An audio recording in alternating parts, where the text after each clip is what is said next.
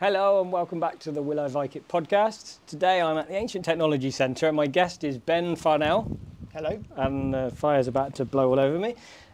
The joys of recording. So welcome to the podcast. Thank you very much. Yeah, thanks for having me. You're more than welcome. It's actually the first time we've met today as you're running one of your illuminations, is it courses? Calligraphy and illumination. So calligraphy today, Yeah. Illumination tomorrow. Right, okay. And yeah, I've been doing butchery all day, as people know what I do already, so I'm not gonna bore anyone. But whilst we're talking, we're also going to try and cook a recipe that's sort of loosely based on one I mentioned on a previous episode with Daniel Serra. I say loosely based because I couldn't find half the ingredients that we needed, so we're just going to make something similar. I think he calls it a traveller's porridge, and it's basically fish heads with barley, and there's some onions and vinegar and dill.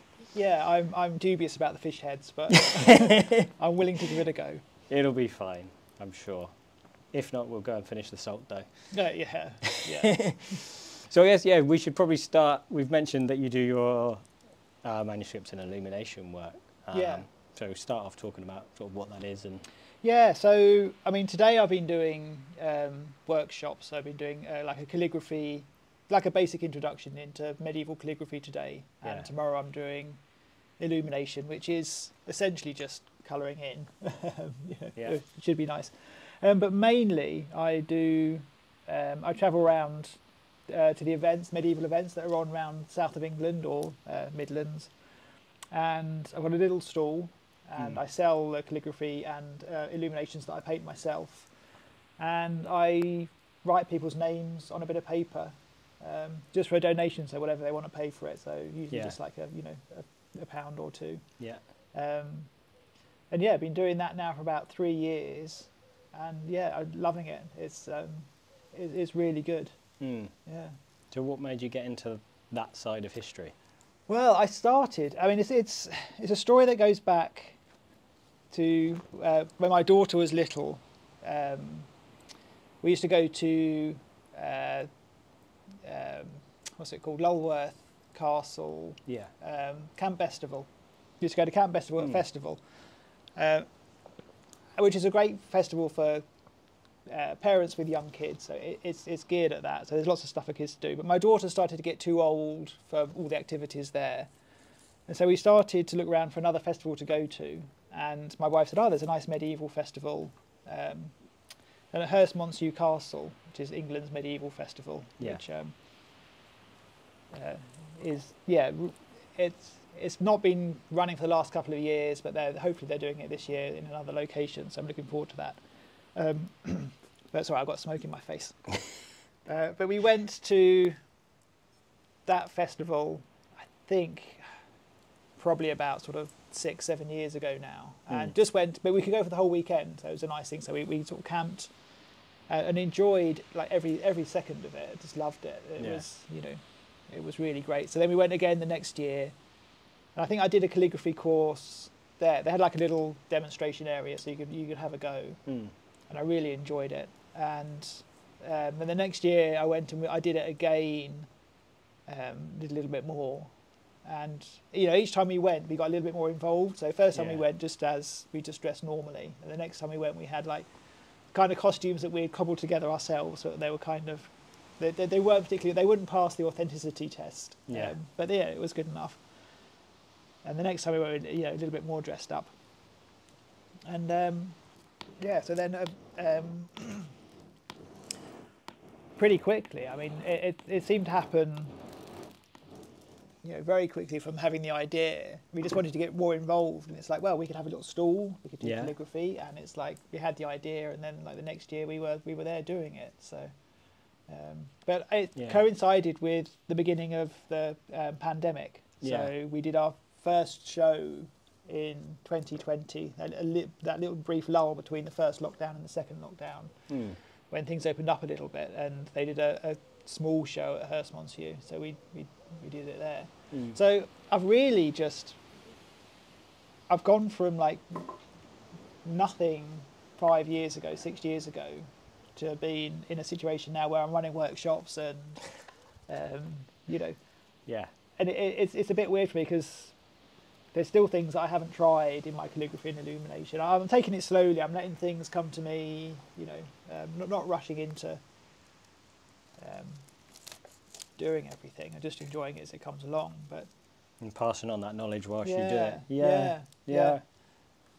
Well, I do, by education and career, I do like illustration and graphic design. So, so the calligraphy and illumination wasn't a big jump for me. And my dad was actually a calligrapher back in the 60s. He worked sort of professionally as a calligrapher for the records office down in Kew Gardens. And I think he actually worked on like old medieval manuscripts occasionally. But unfortunately, he died 20 years ago. We never really spoke about it, and I wasn't really into what he was. I didn't really care what he was doing back then. So you don't know that age, do you? No, you don't. It's sad, but yeah. It's interesting because before today we've not met, but there's so many little kind of similarities in our stories, I suppose, if you like. Even down to you saying your dad passed away and stuff. Well, my mum passed away. And that was around just over 20 years ago. And just like all these little odd synchronicities in what you're saying and like how you got started and sort of almost fell into it. That's it. I mean, you know, teaching and my wife and I, we always enjoyed history, and we used to go to lots of English heritage events and National Trust and things. We've always been keen on it in that kind of way, but never, you know, only as a members of public with a sort of passing interest. And yeah, I think, you know, if you went to a show, I remember going to sort of see jousts and things at English Heritage, and you never think, oh, this is something that I know how to, you know, that I could do. I always loved that sort of immersive experience of being able to go in and feel like, you know, that you're seeing something, you know, you're seeing people living this lifestyle that, you know, seems so sort of alien and old-fashioned to us. And I really enjoy, you know, any sort of situation, places like this where you could go in and sit down and go, do you know what, this looks and feels, you know, close to what it would have been like. I think that works more for a lot of people as well. You know, it's something you can smell the smoke from the fire and actually see the illuminations and that kind of. It just kind of, I think it's more immersive for people. Especially kids. I think it's quite beneficial for them. I mean, that's, you know, and it's so we, you know, we're always going around castles and cathedrals and things, and it's fun with kids because you can. You know, they can do all the dressing up, and as a dad, you can always join in. And oh, if I have to, you twist my arm, I'll put on the chainmail or something. So that first show you did, that wasn't with a group, that was sort of independent. No, so I've never joined a reenactment group. Well, that's an interesting path because most people do, don't they? Yeah, I guess the reason was I think I knew what I wanted to do. From the off, and I think we sort of decided pretty quickly that we wanted to make it something that was a paying hobby. And it feels a little bit, you know, there's certain things you have to do that you can't do with reenactors. If you want to make it pay, you know, you have to absolutely. You know, take credit cards and the things that sort of, you know, I couldn't imagine going down well. And also, I guess I'm, you know, my wife and myself and my daughter, we're slightly sort of introverts. I think it just, if you're that kind of person that you like sitting quietly on your own, painting manuscripts and writing texts and stuff, you're not a natural, you know, person to sort of just jump in cold, because we didn't know anyone in the reenactment game really, so then we had no one to sort of invite us in. And going in cold just seems a little bit weird, so we just, you know, we just did what felt right, and it was like, it was quite simple to buy a nice medieval tent, you know, pull together the things we needed that we wanted to sell and whatever, and just pay your pitch fee and turn up. So it's an interesting approach. I think that is why I like. I'm smoking myself now. It's why I like these conversations because I think as well, hopefully, people that are watching and listening kind of wondering how they get into it can see that there's not one way to do it. Yeah, I think some people are quite put off by the reenactment. It's quite, it can seem quite cliquey from the outside, if you see what I mean. Yeah, I mean, people have known each other for years. Yeah. And also the whole authenticity police, and, you know, I don't have to stick, because I'm trading on my own, I don't have to stick to a particular era. I can fluctuate. Sure. And if I put on a tunic that's slightly polyestery, it's not really a problem. No one really minds except for myself. And you know, materials I use modern materials. Okay, you know, at certain points I use entirely modern materials, but I try and use, where I can, where it's affordable and practical, I'll use medieval materials. It's expensive stuff, isn't it? Parchments and pigments and gold leaf and things all start to. Yeah, as I mentioned to you earlier, my wife does a bit of that, and so I know. I know all too well the cost of that stuff. Yeah. I mean, I bought 2 sheep skin parchments from William Cowley's, which are the posh parchment suppliers in England. I don't know if there's any other parchment suppliers in England. They seem to be the only ones that I can find.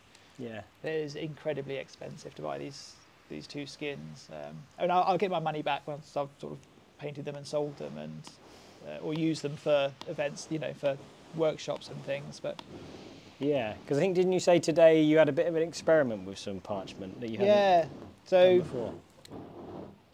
I have used parchment in the past, but if you buy it ready to go, I mean, it's really expensive. The last thing that I did, in fact, the piece that I did, which was most expensive, it was a copy of a manuscript page by a medieval scribe called Matthew Paris, who was working in the middle of the 13th century.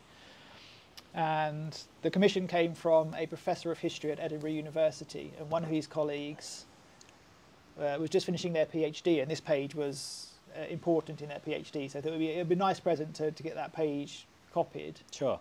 And sent her. So it was on a piece of parchment about that big, so bigger than A4 but smaller than A3. Yeah. And that one piece of parchment was £70.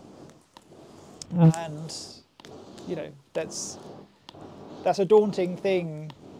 Well, you know, for somebody else, you've got one shot at it. You can't, you know, you can make tiny mistakes here and there, but you can't do anything sort of particularly wrong. So and that, you know, you get to the stage where you think, I've got to start this, I've got to do the first pen mark on this page, and I had to kind of tell myself, do you know what, you've got this, you're good at what you do, don't worry about it, just, I managed to get like a little test sampler from the company as well chucked in, so I could have a quick go first with the ink that I was using and the pen that I was using, to make sure there wouldn't be any problems, but that was quite a daunting task. I mean, I have used little bits of parchment on my own, it's fine, I don't have to worry about it, but, you know, when it's a commissioned work as well. Yeah. But the nice thing is, where we're making money out of this at the weekends doing events, that does give me some money to spend on these more expensive materials. So I've started using gold leaf in the last sort of year or so, whereas before I was just using gold inks. And so the gold leaf is really nice. I think you might be able to see it on some of these where it catches the light. Yeah. It really does. Yeah, it really does pop. And then parchment.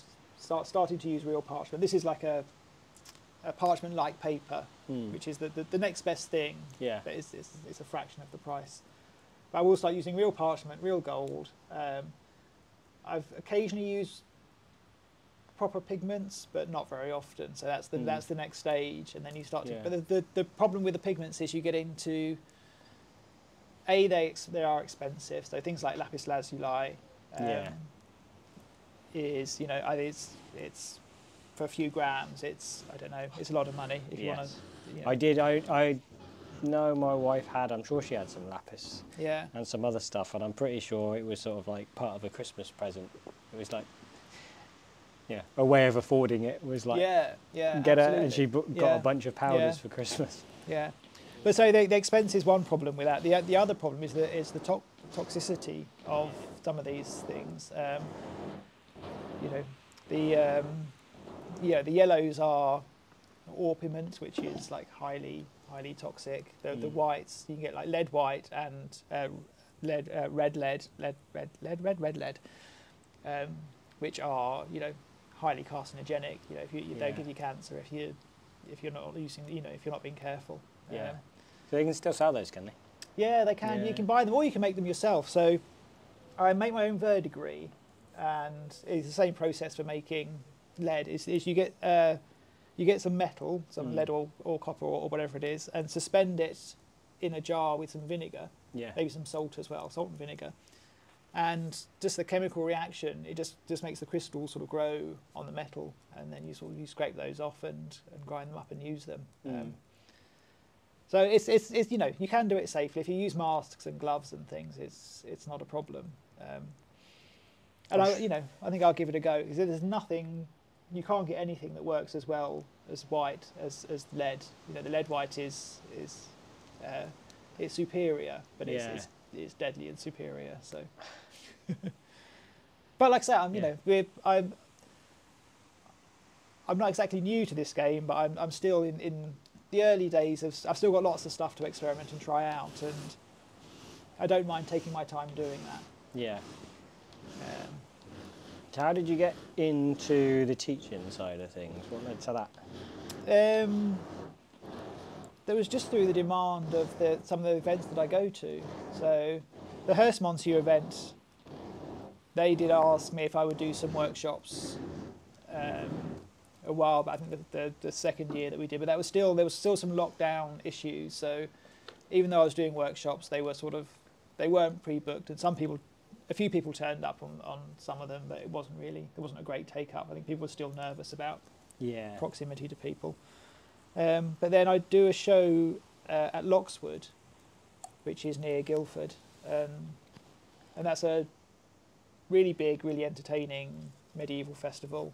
It runs over 2 weekends, and the organisers of that asked if I would do some workshops that they could pre-sell. So I had to be organised about it and say, okay, you know, this is what I'm going to do. This is how many workshops a day I'm going to do. This is how much it's going to cost. How long it's going to take. What's going to happen. So I did those, and it's just like a simple introductory to a basic Gothic script. So I would just show someone, you know, with proper quills, proper medieval ink. Obviously not parchment, because that would be ridiculously expensive. Yeah. But you know, just to get the hang of how the ink comes off the pen, and then the basic shapes that you need to be able to do the alphabets simply. And by the end of the 45 minutes, I've given someone the basic tools that they need to go on, and you know, if they want to carry on practicing, they know what they're doing. It's just practicing to get the neatness and the consistency. Because I mean, that's how I started. So it was literally, I sat down for sort of half an hour or so with my family and just, you know, copied it out. And someone gives you a little bit of advice and say, this is, you know, these are the kind of the strokes you need to do, the order you need to do them, and it's quite a formulaic way to write the Gothic script. So it's a good one to teach. But once you know it, you can just go off. And it probably took me about a year or so after learning, you know, after I really sort of got seriously into it, before I started to get the level of consistency and neatness that I was happy with, that thinking actually I could viably go out and do this in front of people. I mean, that's not a year, you know, not a full-on year. It's like a relaxed, you know, every now and then having a go. But yeah, you do need to keep practicing. But then once you get to a certain stage, if you start experimenting with different scripts, try and just find medieval manuscripts that you like the look of and just try and copy them. Yeah. And then get into, you know, there's a whole world of, you know, different scripts from different eras. So, you know, today I've been teaching Gothic, and it's a very basic Gothic. I'm not going to get into the categories of it because it just gets too complicated. But so that and an uncial, which is like a nice rounded early medieval, so sort of I think sort of technically 3rd century to 8th century, but I think it sort of really hits its zenith about sort of the 7th century, sort of, you know, from the work that you see that looks like the kind of thing I'm teaching. But yeah, and then as from enjoying the shows, enjoying doing the artwork, comes this whole other world of not quite academic study, but it's kind of, you know, that I'm looking at what I'm doing and I'm thinking, you know, how can I find out more about the materials that are used, the scribes that are doing it, that, you know, the different things people are doing at different times. And there's a whole world of things that I could spend a lifetime, you know, several lifetimes exploring all the areas just related to scripts in, you know, medieval manuscripts in one way or another. Yeah, it's really interesting. It's fascinating. There's always more to learn. Yes. Yeah. Yes. Certainly. Yeah, and then there's the you know, the stuff that I do on the side. So the leather work and woodwork that I've done, which is, yeah, I like working with my hands. And you know, if I wasn't doing calligraphy, I think I'd be doing leather work by now, because it's just, I love working with leather. It's such a lovely material. So I make things like, you know, my little bags and my penner, which is what a scribe would keep his quills and pen knives in. I really like that sort of way of thinking of, oh, you know, I need something. How can I make it myself? How can I, you know? Yeah. If you can't buy it, let's make it. I mean, I made a little box and I made all the hinges and clasps and corners and stuff out of brass myself. It's just, it's just this world of, it opens up a sort of, this kind of whole world of being self-sufficient and not relying on modern products, or you know, if you need something, you can't just go out and buy it and make it yourself, and you know, enjoy the process of learning how that's done. So yeah, do you have like a favourite period, manuscript-wise? Yeah, most definitely. So if you look at medieval manuscripts, you as it goes through the ages, you can see the changes that are coming along. So it starts off at the beginning. You get the early Christian stuff, which is really nice. But you know, decoratively, it's quite simple. You get some lovely drawings, but people aren't going all out for the decoration. And then you get the sort of stage where the Normans conquer England, and you get a massive change in the quality of manuscripts. So, and it's not a change for the better; it's a change for the worse. The Anglo-Saxon artwork is amazing. It's detailed. It's intricate. It's superbly, you know, delicately, amazingly, stunningly pretty.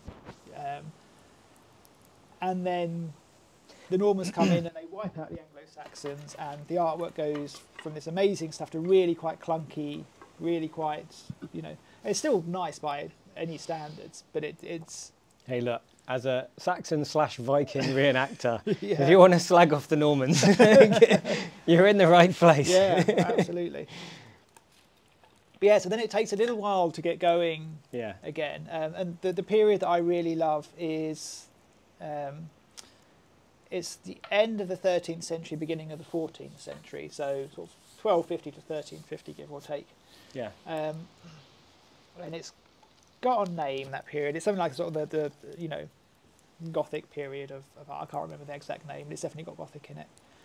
And it's a period where manuscripts have stopped being quite so religious. So the secular people are producing manuscripts, and people are buying them as status symbols, and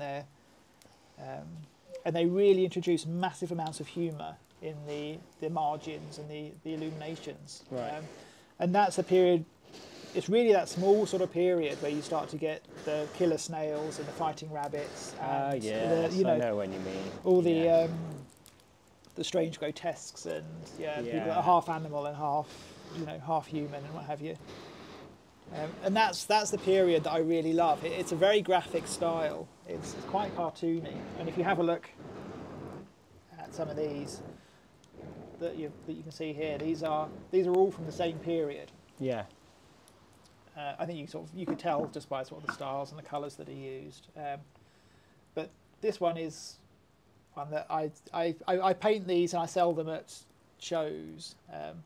This one I sell a lot of. I have to repaint this one like literally every show at least. And it's a nun picking penises off a tree. I was going to ask whether it was my mind. No, absolutely. It actually is. It's exactly what it looks like. Yeah. Interesting. Yeah, and that comes from a medieval manuscript called The Romance of the Rose. Yeah. Which is the text is kind of earlier than the painting, but people are copying these things all the time because they're popular stories. The version where this comes from was done, I think, that the middle of the 14th century, maybe a little bit later, but not too far. Yeah. And the marginalia and the illuminations was the decoration was done by a woman in Paris called Jeanne de Montbaston, and her husband ran a little illumination workshop in Paris, or maybe a big, I don't know, but an illumination workshop in Paris, and they were quite well known, and it's quite sort of well recorded that she did this. Her husband might have been dead by this point, so she might have been working on her own, I think. I may be wrong, but that's true. And the theory goes is the Romance of the Rose is a story about how a man would seduce a woman. But it paints the man as kind of controlling and the women as subservient. So it's a little bit misogynistic in its way. And even at the time, some people sort of thought it was incredibly popular. Because essentially, it's a shag manual, I think, how you might say it.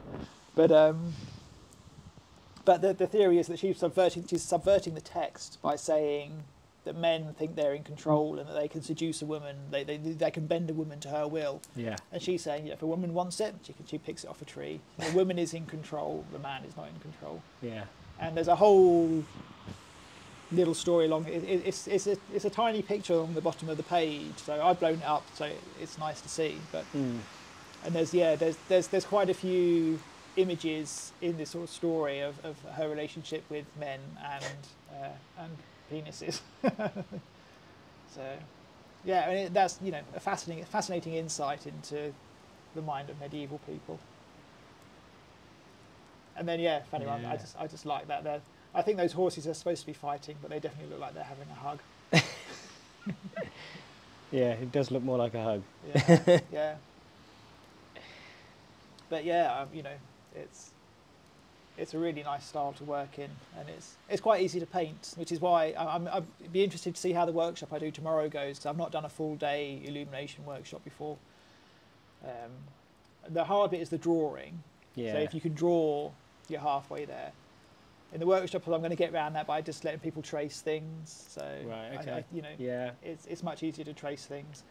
But then it's just you're just blocking the colour, and that's sort of one stage. And then you add a few highlights, a few low lights, which doesn't take very long. And then you add the little white line details, which again doesn't take long. And then the last bit is painting all the black outlines, which is a bit fiddly. Yeah. It's maybe the toughest challenge, but when you break it down to its stages, it's not too difficult. I think you're underselling what you do. I always say that, and my wife says, "Yeah, not difficult for you." And you go, yeah, no, I know. It's one of those things. So I was teaching deer butchery today, and you can say to someone, "You do this. Look, it's really easy. Do this." And of course, you watch someone do it. Yeah. And they don't do it because it's the first time they've ever done it. Yes. But and then you're like, well, you just need to practice. Just keep practicing. Yes. Yeah. If you spend hours on it, you'll get good too. Yes. Yeah. It's having that patience as well. Yeah, but I mean that's one of the things I love about when I'm working on these kind of things. My day-to-day job as a graphic designer is really quite stressful at times, and it's a fast-paced environment. Clients are changing their mind all the time. All the deadlines are yesterday. It's go fast, but don't cut on the quality because we're a top-notch graphic design agency. And it's Christ. Yeah, just sat in front of a computer all day. Yeah. So to be able to sort of still do something that I love, but just change the gear completely to go from, get it done. This is somebody else's, it's their vision, not yours. And I can just completely say, take all that out. I can take as long as I like on these. I can enjoy the process. You know, in the writing, the calligraphy, I can just, you know, I can craft each letter slowly. It's fine. It's just, it's a very mindful way of working. Can you read the script as well, or just copy? No, no. I can read the letters, so I know the weird letter forms, and I can figure out what, you know, what the words are. I don't know what those words mean.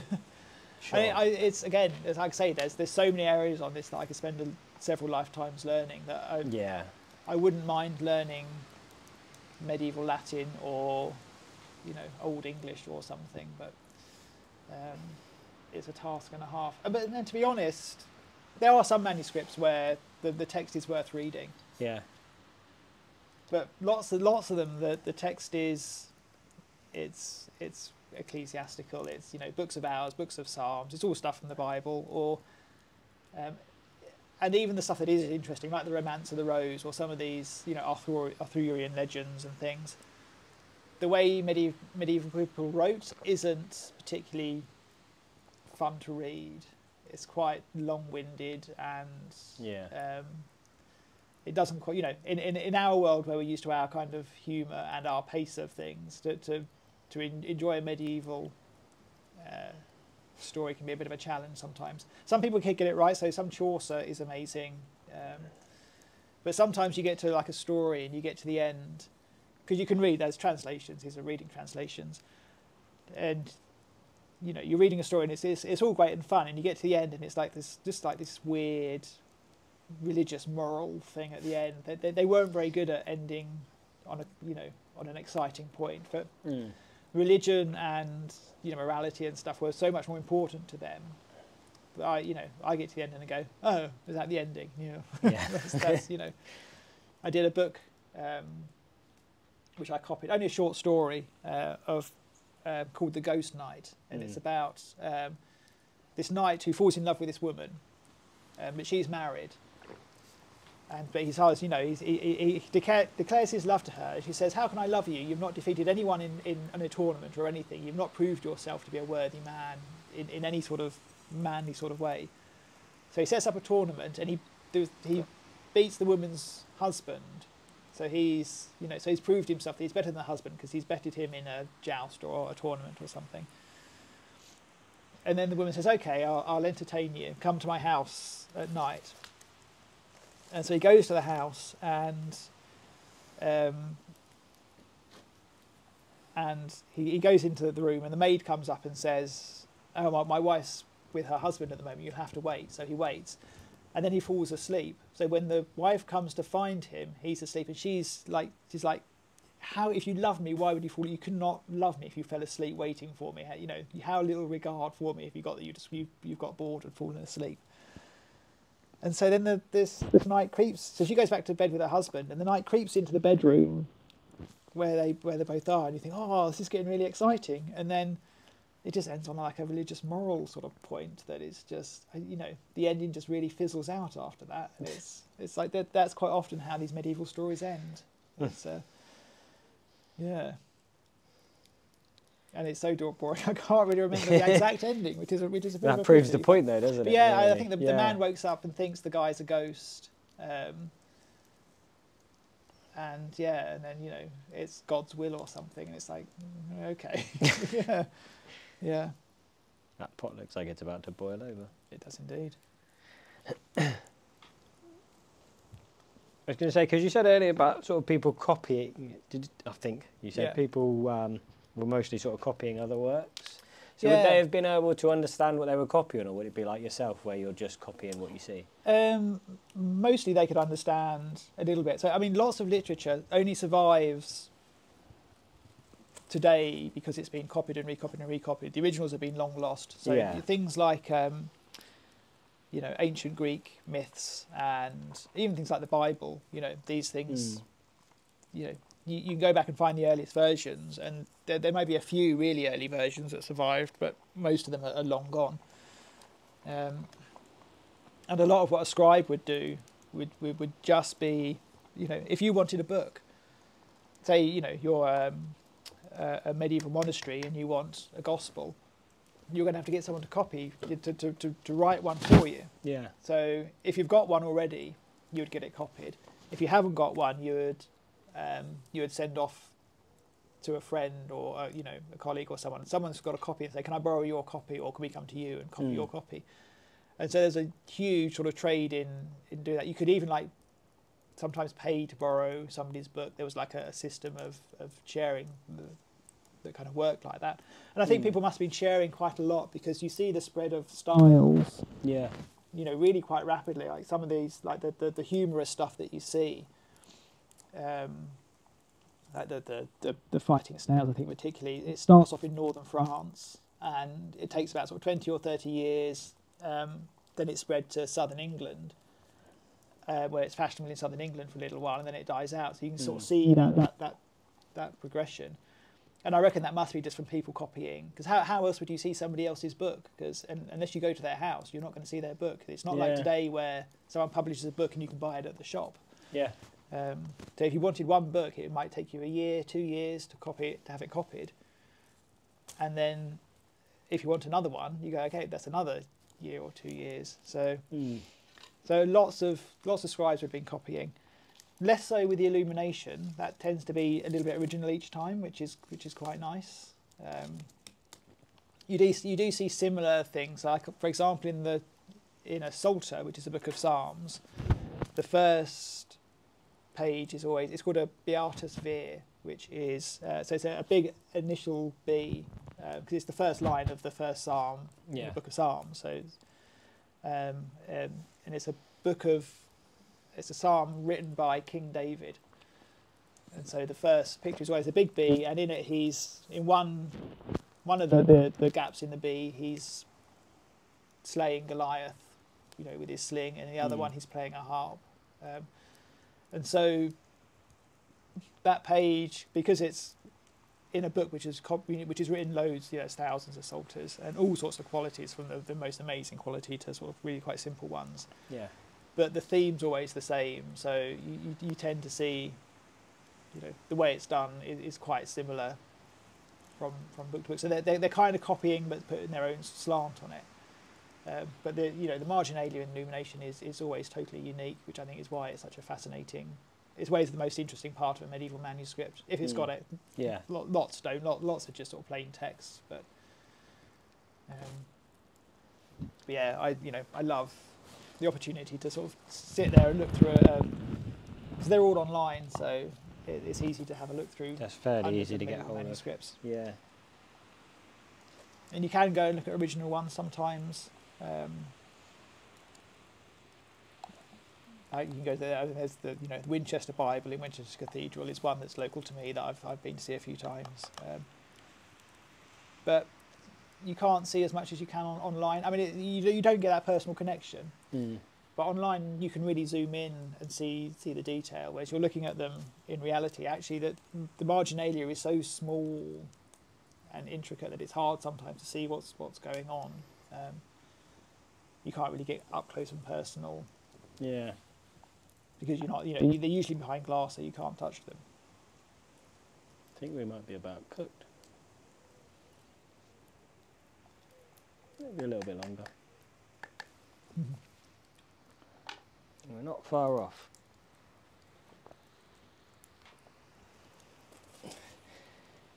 The day butchering deer, and now I'm butchering Daniel Serra's recipe.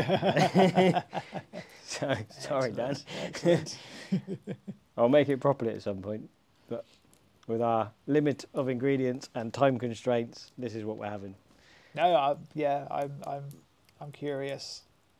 What I'm worried about is coming across a bit of head that I don't want to eat. Is that what I mean? I don't know if that's like eyes or teeth or, The version that Daniel does has a dried head, and it's basically used to make a fish stock first. Right. And you drain off the solids. Ah, okay. But because mine they were frozen, but they're fresh, if you like. They're not dried. And I've put it all in the same pot together to save us some time. So I think we're going to be a little bit careful for a few bones, maybe. Yes. But I think we'll serve up just a bit of barley with like a bit of. If I can see it's like a nice bit of fish meat. No eyeballs. That's fine. No eyeballs, no teeth. I'm not doing anything like that. But they were quite meaty chunks, so I think we'll get a nice bit of fish off of there and some barley, and we'll still have the other flavours that Daniel uses in his recipe, just in a slightly different context. Yeah, I just need to find somewhere to buy dried fish heads. Yes. A local dried fish head shop. It does seem like a nice recipe. Yeah, I guess so. It's like a nice fish stew. So. Yeah, and it's like, I don't know anywhere to get non-hulled barley, so we get pearl barley here. Yeah. Which is not traditional. Is it not? I'm sure that would make a difference as well. Okay, yeah. Yeah, I mean, I think I'm going to taste a little bit of this barley and see whether I think it's cooked long enough. Because it shouldn't be far off. I didn't put it in straight away, did I, when we started? No. So it's probably not had the full hour yet. It might still be a little bit chewy, shall we say? Chewy I don't barley? mind. Al dente, I think they say, don't they? With the oh, yes. The Anglo-Saxons were big fans and the Yeah, Vikings of their al dente. Absolutely. I'll be honest, it's pitch black. I can't see what I'm doing. I don't even know how well people can see me on the camera. I'm fishing around for a bit of barley. It looks pretty swollen up. Yeah, it doesn't look too bad. I didn't know this morning when I decided we were going to do this if you'd be game or not. So it's a bit of a gamble. I mean, I'm game. I'm a fussy eater generally, so. Hey? Well, yeah, kind of, but I'm all right with, most of the stuff that's gone in there I'll be fine with. It's fairly straightforward, isn't it? There's nothing. Yeah, no, absolutely. Yeah. It's not like I've served up brains or something. No, that would be difficult. So how long have you been doing the cooking as a sort of, with an interest, historical cooking? Yeah, so with an interest, I guess, similar to yourself, I would say, probably 5 years, 6 years. Hard. Time flies, doesn't it? Yeah, yes. Especially with the pandemic, I find that's thrown me out on everything. It's thrown everything out. It's like that didn't exist. So things I think like sort of 2 years ago. Yeah. Oh no, I've got to squeeze the 2 or 3 years of pandemic into that. And I've been doing lots of brewing and stuff, probably 20 odd years. Yeah. Baking bread, that kind of stuff. Yeah. And it's kind of that crossing the two worlds, if you like, and looking into the historical side. Yeah. And even doing reenactment and stuff. We've only probably 5 years. You take out the pandemic years, we're newbies really. Yeah. We haven't been doing it that long. But it's just spiraled to the point where I'm teaching it, which is bizarre. Yeah. Well, same for me. I'm going to take my glasses off because I need to wipe my eyes occasionally. Same for I haven't been doing it that long, but I guess there has to be new blood coming into these things, and you can't. I think if everyone waited till they were an absolute expert, or if you went and got a degree in it before you could tell anyone, then it'd be a funny old world. And I think enthusiasm counts for a lot, and if you're enthusiastic about getting it right and aware of the fact that if you don't know things, not making it up and not trying to bullshit people. I think it's fine. And doing the workshop today, every time someone asked me a question, it was like, I know, I know these. I spent a few years now just immersing myself so much into this that I know all sorts of weird facts about things that nobody else would know, because it's a very specific knowledge area. Yeah, that's it. And when you find over a period of a day, like myself today, all the little tidbits of knowledge that you've got adds up to quite a lot. Yeah, doesn't it? Like, compared to your basic person that doesn't know almost anything. Yeah. They still pick up a lot of information. Yeah. And I'm not learning it because I think I need to know this to sort of tell people. I'm the sort of kind of person that I go, oh wow, did you know so and so this, that, and so Yeah, I've gone on many rabbit holes doing that. Yeah, I do. I do go down a lot of rabbit holes. I did an article for, if you know Jess and Mitch, who They're on Instagram quite a lot. But yes, History with Jess and Mitchell the Third. Yeah, yes. yeah. So, I've never met them, but I follow them and kind of, mutual follows. Yeah, I mean, I've met them a few times at events, and they bought some of my work, and they commissioned something from me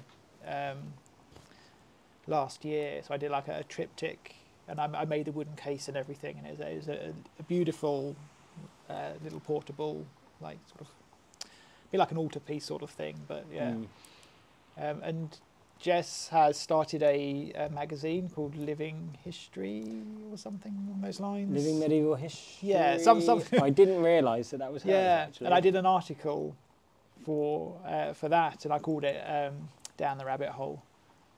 Because it's just, you look at a medieval manuscript and you see something odd and you think, oh, I need to look into that. Yeah. And the thing that I sort of referenced was it was a medieval manuscript of a woman hunting a rabbit with a blunt arrow, so a wooden blunt. And they just got me to like a whole sort of thing about sort of that people using blunts to hunt animals because it wouldn't pierce the pelt. It was more than enough blunt force trauma to kill a small animal, and it's much easier to find your arrows. And archery's always been something that women would do for hunting. So it has these kind of like multiple things of I didn't know that, I didn't know that, I didn't know that. Yeah.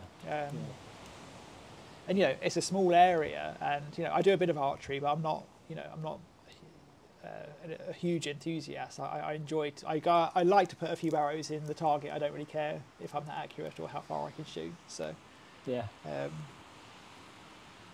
But yeah, every time I look at something in a medieval manuscript, it's like it opens a new door. Yeah. I can hear it, but I can't see it. Let's try and have a look. I can hear it bubbling, so there's definitely liquid in there still. Yeah. And they're taking it off the fire, it's still bubbling. The good thing with clay is they do keep cooking once you take them off. Yeah. I say good thing, it can be a danger. They boil over and they just don't stop. So let's do another little barley check, I think. That's looking more.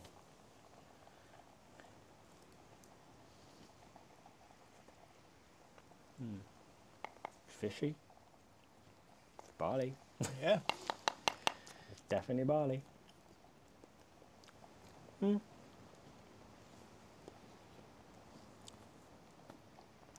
think that'll be okay. Go for it. Yeah. Let's go for it, Professor. We'll be sat here all night otherwise. I think if I just put you a couple of spoonfuls, I don't know how much. Yeah. I can't see whether, I'm trying to see if I've got you some fish in there. I would just... I'll see if I can get you a bit of fish, because I think we should at least try some. Like good boys, we must eat our fish. I think it might have sort of... It's disintegrated. Disintegrated into the... There's some hard bones I can feel. You can leave the hard bones in there, that's fine. So you don't want any bones? No. Let's put some in this one then for me. Yeah, see, I think that's a bone, isn't it? Yeah, it might be like that sort of fishy cartilage type sort of bone. Yeah. Interesting. I think what I've proved is I should have followed Daniel's recipe.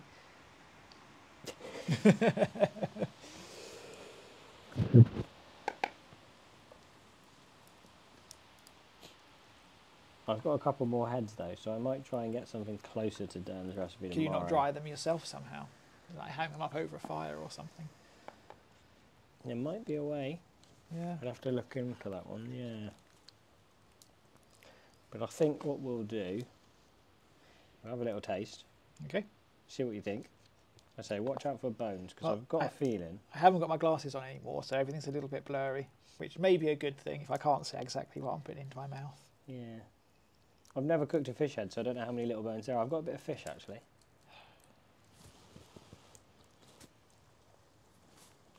Right, so close to chew carefully. Eating in the dark. I think there are quite a few bones in here. Yep, I've got some bones. So just go careful. I think we'll get a general taste for the dish and then realise that Craig fucked up. We should have. I mean, it tastes nice. It's yeah. It's quite simple, I guess, isn't it? It's just you know, and then mainly it just tastes of fish. I think barley's always there just to bulk out anything you put in. It doesn't have a huge amount of taste. The fish itself is quite nice. But I think trying to make sure I'm not picking up too many bones here. Yeah. Stick to the recipe is what we've learned today. I didn't have time with us sat here to boil the heads, drain the heads, run off down the site with a pot, drain it off. Yeah. So for today, this has had to work. So it's very adapted in a bad fashion. But I've had worse. No, honestly, it's actually really nice. Rave review yet again on the podcast. Had worse. Sit damning with faint praise.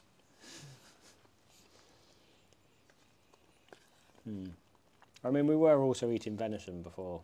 Yeah, so we have eaten already. Yeah. That looks very bony to me. Yeah. Yeah, salt dough. And I'll be honest, I was eating cheesy barley with the venison, the blood breads, so I've eaten a fair amount already.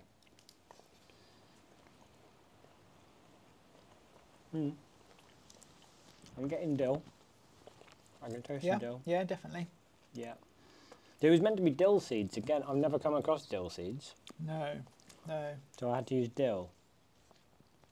But given a bit more time, I think I need to find the right ingredients and do Dan some justice.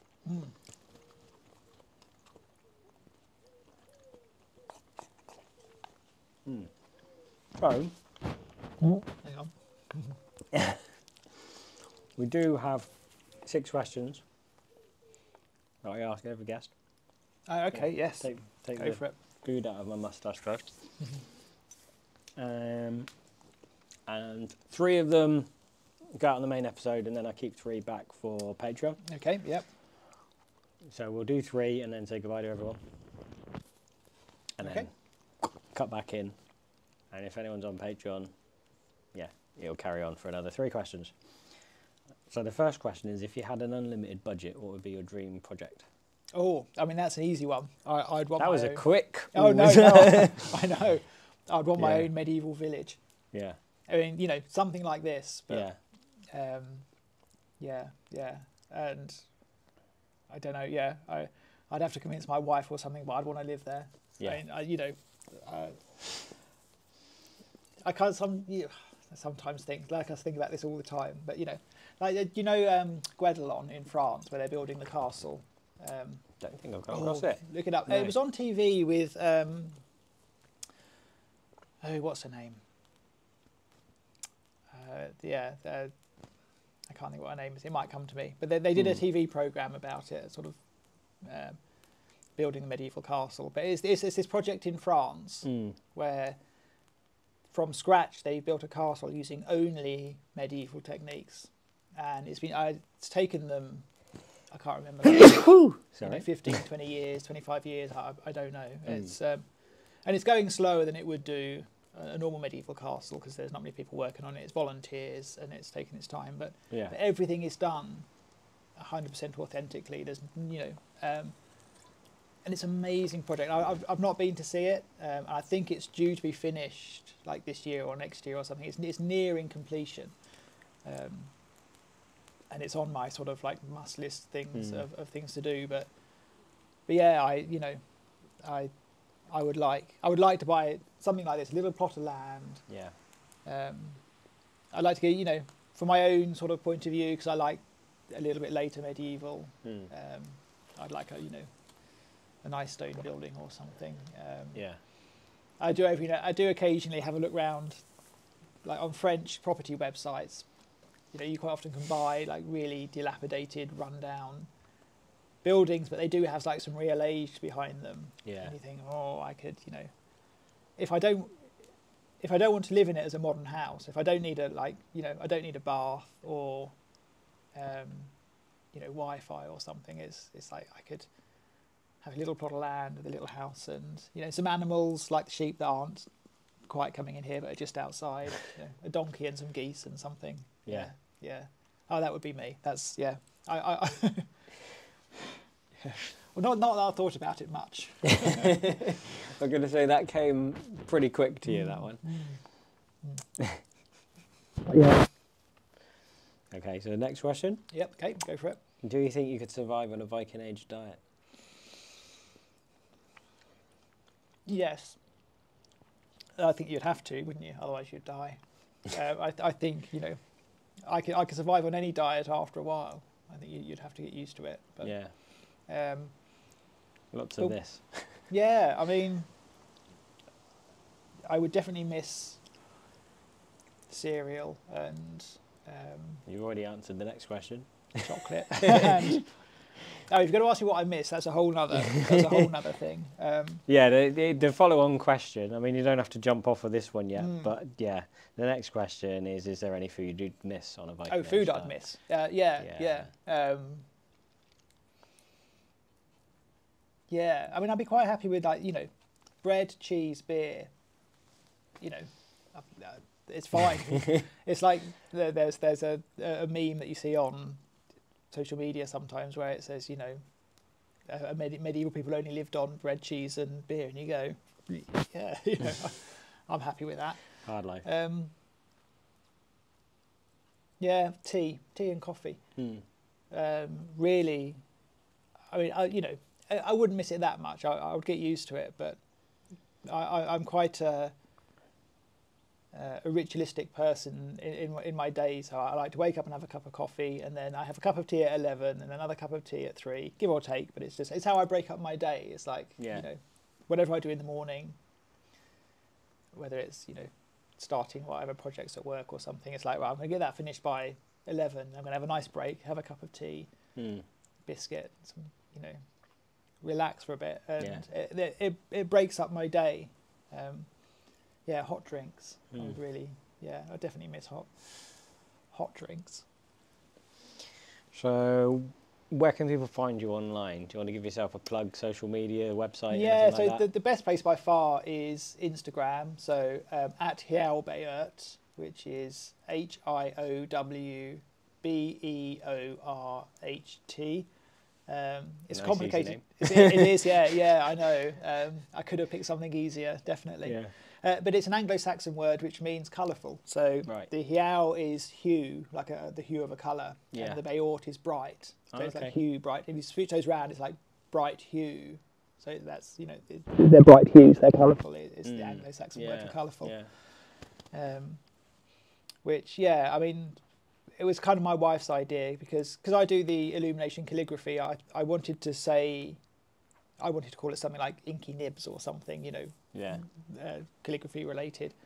But my wife does embroideries and tablet weaving and things. She said, but that doesn't include me, so let's pick a word that just, that says we are just doing colourful, artistic, medieval things, and that word fit the bill.